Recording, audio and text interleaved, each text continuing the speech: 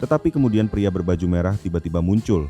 Keduanya saling memukul, dan saat gunting semakin mendekat, Gabe dengan tergesa-gesa merusak mesin kapal. Kembali ke Adelaide, ia berhasil membuka borgolnya saat pria berbaju merah sedang pergi, dan putra bungsunya juga berlari keluar dari ruangan. Setelah mereka sampai di pintu, Putri Sulung juga datang. Pada saat ini, setelah mendengar suara kapal, mereka bergegas ke sana dan melihat Gabe sedang mengemudikan kapal. Setelah beberapa saat, keluarga itu naik ke kapal.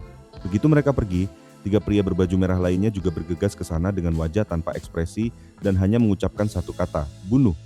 Layar berganti ke rumah seorang teman keluarga Adelaide. Sang istri di rumah mendengar suara aneh yang terdengar seperti seseorang sedang berjalan.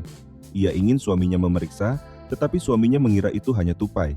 Namun menghadapi permintaan istrinya, ia harus bangun dan melihatnya. Setelah beberapa saat mengamati, ia tidak menemukan siapa-siapa.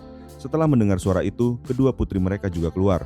Tepat ketika keluarga itu bersiap-siap untuk tidur, pria berbaju merah tiba-tiba muncul. Keluarga yang terdiri dari 4 orang itu pun terbunuh begitu saja.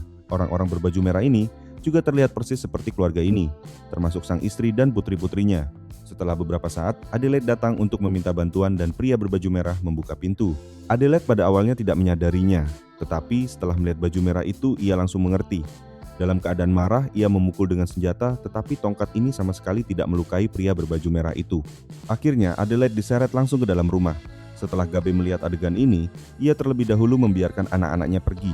Lalu ia sendiri memancing pria berbaju merah ke samping. Untuk menyelamatkan ibu mereka, kedua anak itu mengambil kesempatan untuk masuk ke dalam rumah. Karena bahaya bisa mengancam kapan saja, mereka terlebih dahulu mengambil senjata, lalu bergerak maju dengan hati-hati dan perlahan. Belum lama mereka berjalan, seorang pria berbaju merah tiba-tiba berjalan melewati mereka. Setelah melihat pemandangan ini, kedua anak itu menjadi lebih berhati-hati. Saat mereka mendekati persimpangan, pria berbaju merah tiba-tiba muncul. Tetapi untungnya Putri Sulung bereaksi cepat. Pria berbaju merah itu dihabisi dalam 3 atau 2 pukulan dan mereka mulai mencari lagi. Pada saat ini pria berbaju merah lainnya muncul dengan serangan tiba-tiba dari belakang. Putri Sulung pada awalnya tidak berada di atas angin, tetapi dengan tusukan tiang, pria berbaju merah itu langsung memegangi lehernya. Pada saat ini Putri Sulung menambah serangannya lagi dan pria berbaju merah akhirnya jatuh ke tanah. Namun Putri Sulung belum merasa lega. Ia mengambil tongkat dan memukulnya beberapa kali lagi.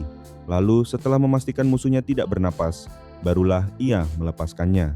Di sisi lain, Gabe memancing pria berbaju merah ke sebuah kapal. Saat ia masuk, Gabe menembakkan suar, namun ini sama sekali tidak menjadi ancaman bagi pria berbaju merah itu. Keduanya pun terlibat perkelahian di kapal. Pada saat ini, wanita berbaju merah di dalam rumah mendengar suara tersebut.